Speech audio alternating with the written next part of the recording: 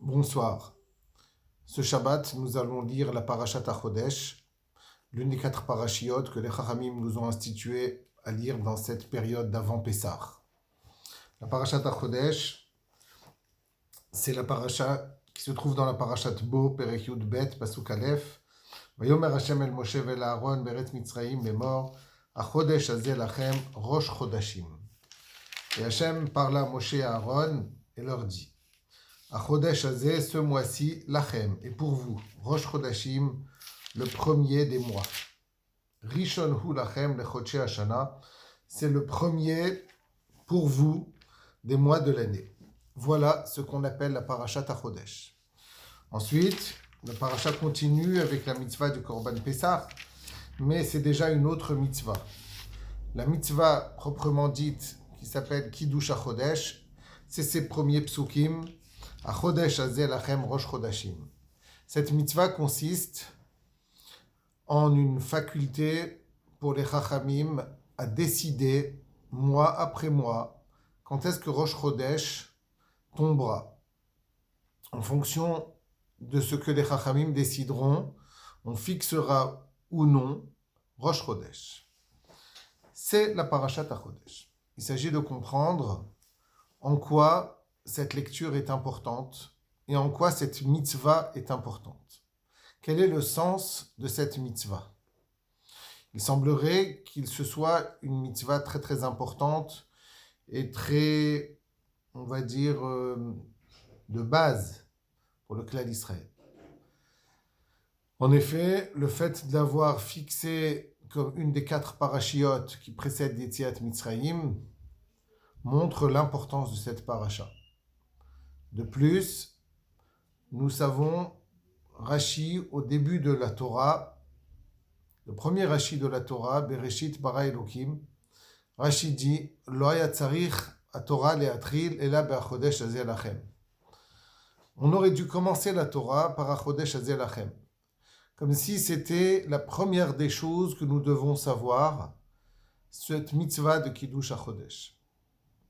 Je voudrais expliquer en quelques mots en quoi cette mitzvah est si importante et en quoi elle nous concerne au jour le jour.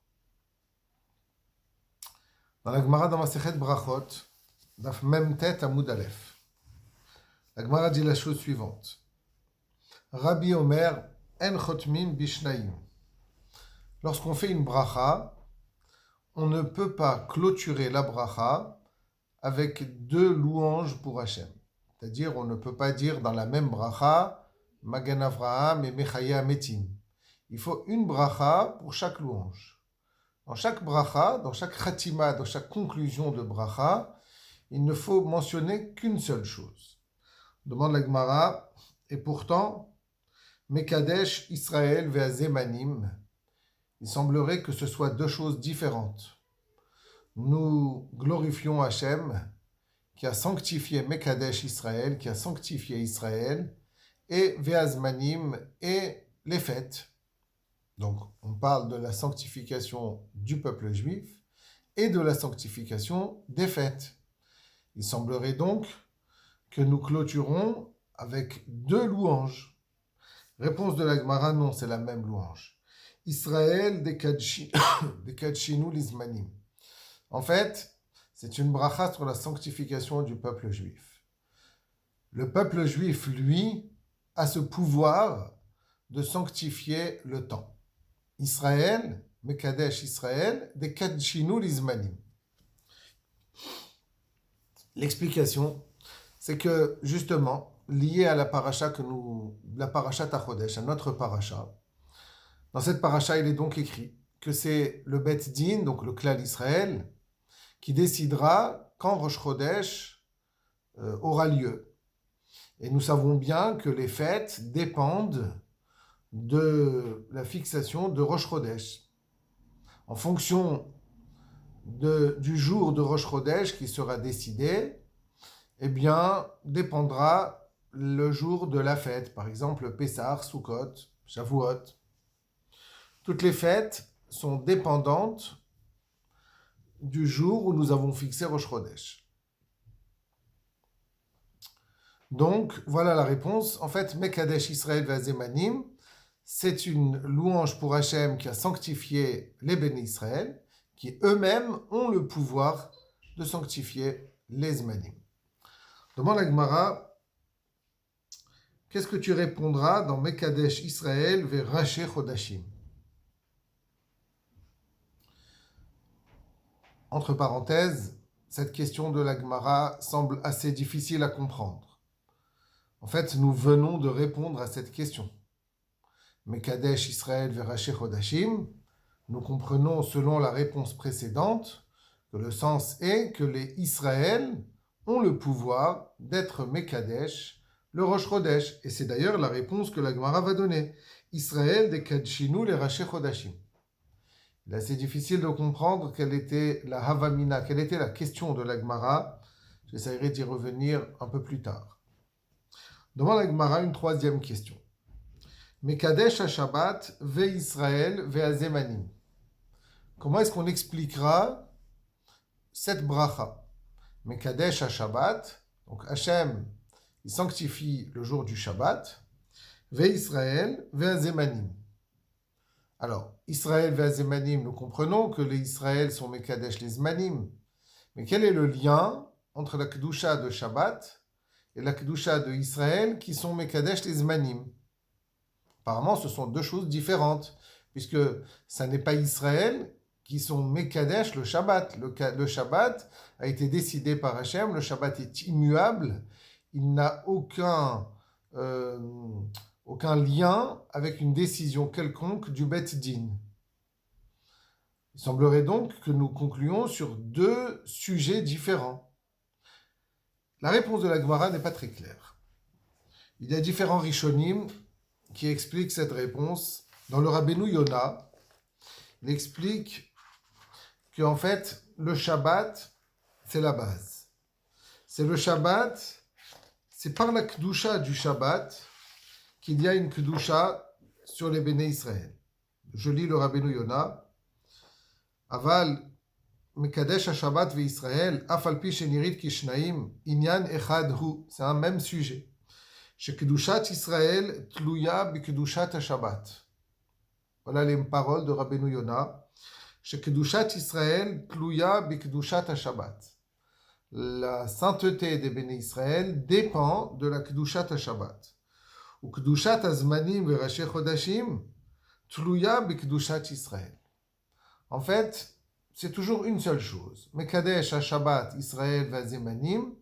En fait, on parle de la Kedusha du Shabbat qui a une conséquence sur la Kedusha du Israël, qui a une conséquence sur la Kedusha des Zmanim.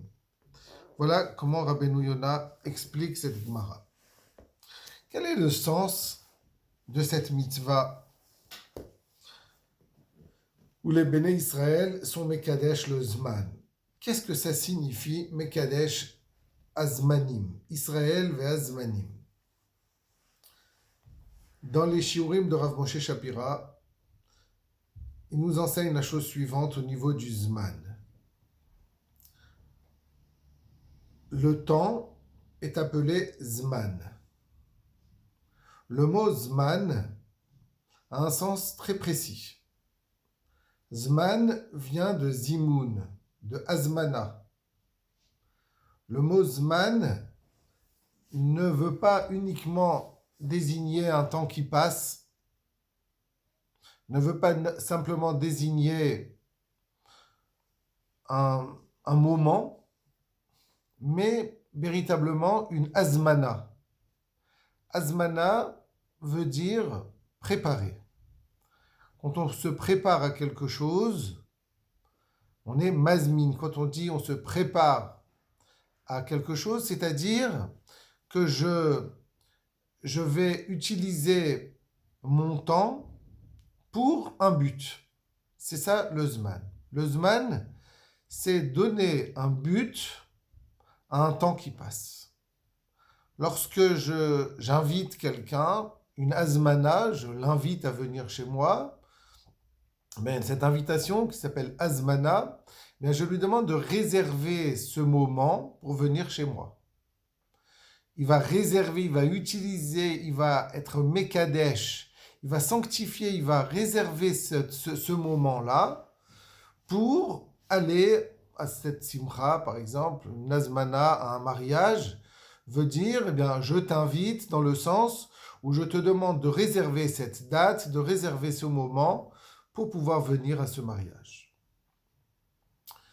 Lorsque nous parlons dans la Gemara de azmana miltahi, eh bien, ça a le même sens. Vous savez que si quelqu'un va réserver une peau pour en faire un Sefer Torah, même s'il n'a pas écrit le Sefer Torah, eh bien, d'avoir chez Bekdusha, Azmana Miltaï. C'est-à-dire qu'à partir du moment où nous avons réservé cette peau pour l'écriture d'un Sefer Torah, cette peau devient Kadosh. Parce que ça devient une peau pour le Sefer Torah. C'est-à-dire que la parole de l'homme a le pouvoir de transformer cette peau comme devant servir pour un Sefer Torah, et donc ça devient son but, ça devient son utilisation. C'est le principe de la Hazmana. Dans les autres langues, à part le Lashon HaKodesh, le temps désigne uniquement quelque chose qui passe, quelque chose qui nous est, on va dire, étranger, quelque chose qui nous traverse, mais sur lequel nous n'avons aucune emprise. Le temps passe et on ne peut rien, on n'y peut rien.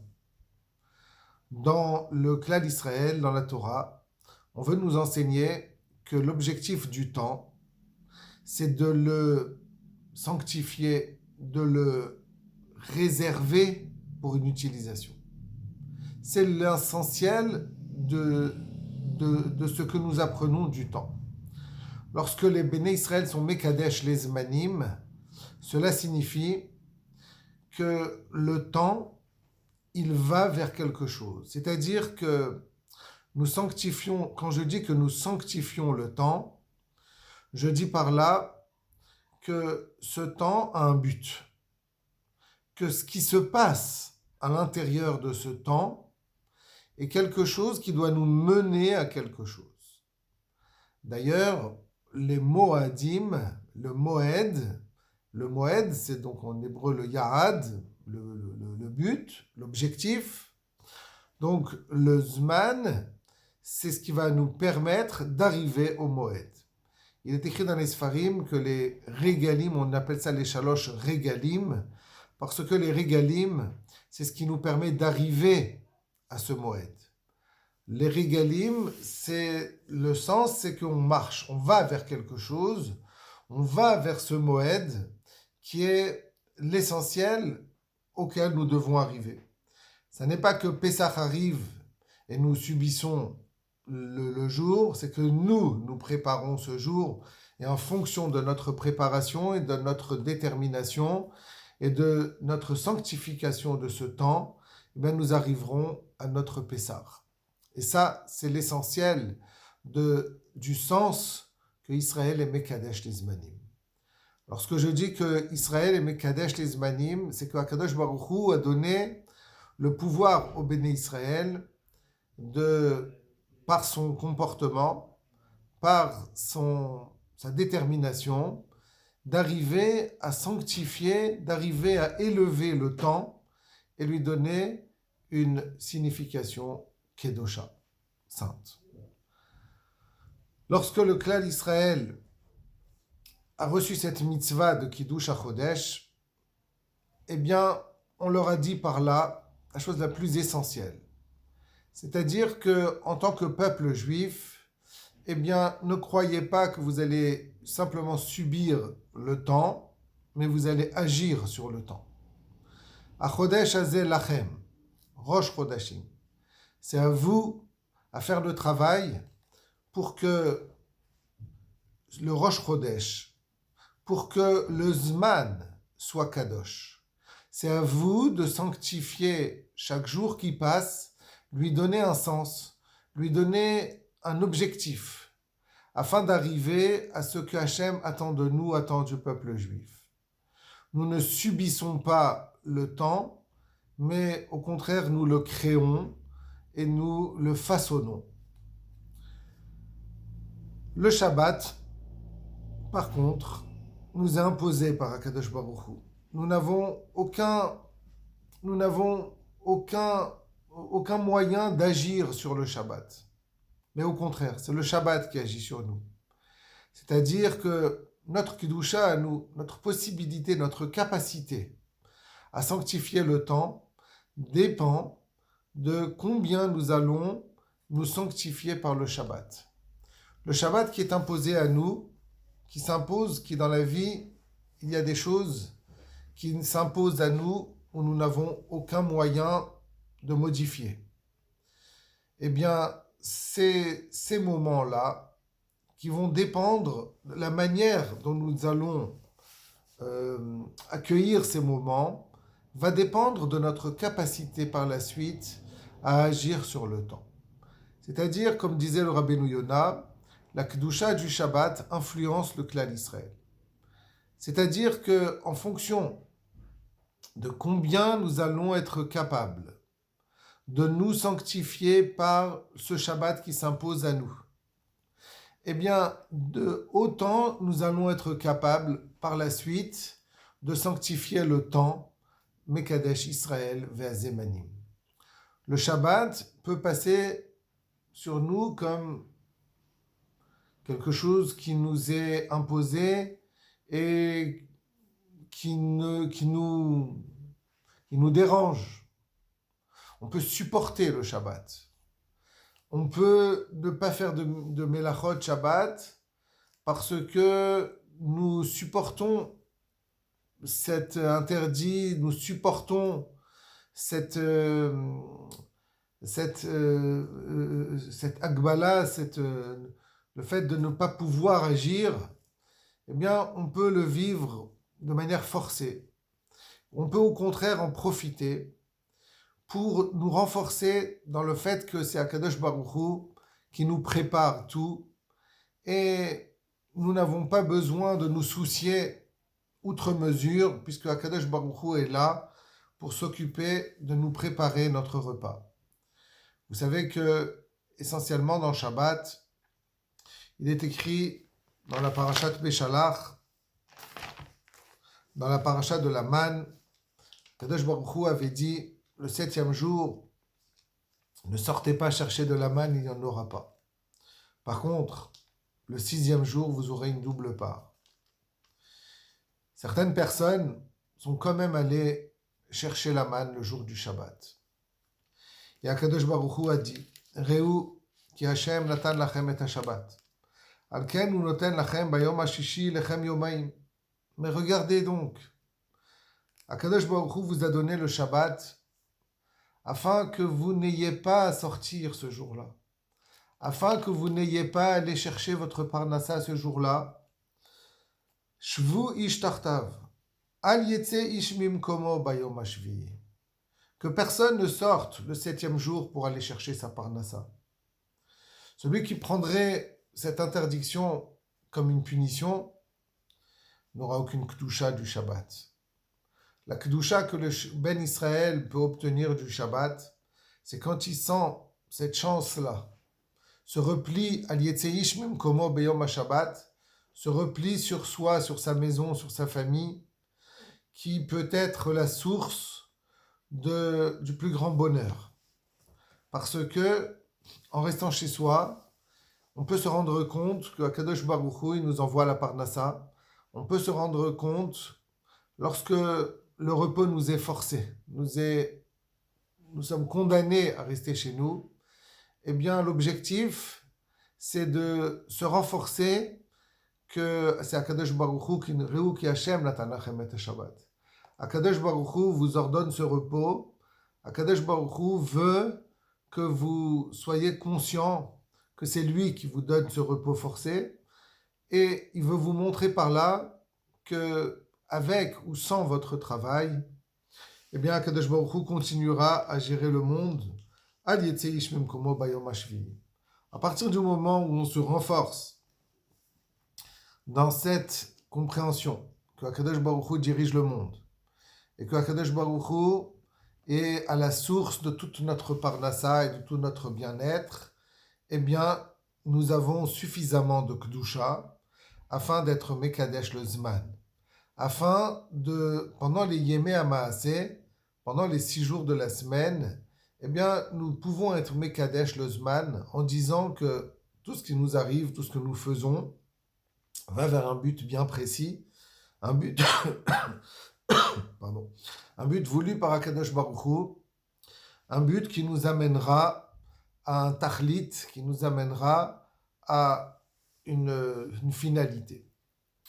Je voudrais rajouter que les Béné Israël ont été comparés à la Levana. Dans la Birkat HaLevana, que nous disons à chaque fois où la lune se renouvelle, eh bien nous disons Baruch Ata Hashem Mechadesh Chodashim, donc ce renouveau de la lune. Et alors nous comparons le clan d'Israël à la lune. Et nous disons que chez Afhem Atidim et Tradesh Kemota, même les Béné Israël, eux-mêmes, ils vont aussi se renouveler comme la Levana. C'est-à-dire que, en fait, dans la Levana, et c'est ça ce qu'il y a d'extraordinaire, que dans la Levana, dans la lune, le cycle de la lune, eh bien, peu à peu, la lune se rapetissit jusqu'à totalement disparaître. Sauf que la réalité, c'est qu'on va vers un renouveau, vers un nouveau début. Ça n'est pas une disparition, c'est un renouveau. Il disparaît pour réapparaître. L'objectif est de réapparaître. Et ceci nous enseigne que même lorsque les choses vont mal et qu'on a l'impression que les choses vont de pire en pire, eh bien, le Ben Israël, il est sûr que ça n'est qu'un processus et que le processus est que ça va se renouveler. Les choses se renouvellent, les choses s'améliorent, les choses renaissent à nouveau. Et c'est ça l'essentiel de la comparaison du Ben Israël avec Rosh Chodesh. A Chodesh Hazeh Lachem Rosh Chodashim, ça dépend de vous. Tout dépend de vous. Vous pouvez subir le temps et vous pouvez agir sur le temps. Nous pouvons agir, donner un sens au temps, et même quand les choses ont l'air d'aller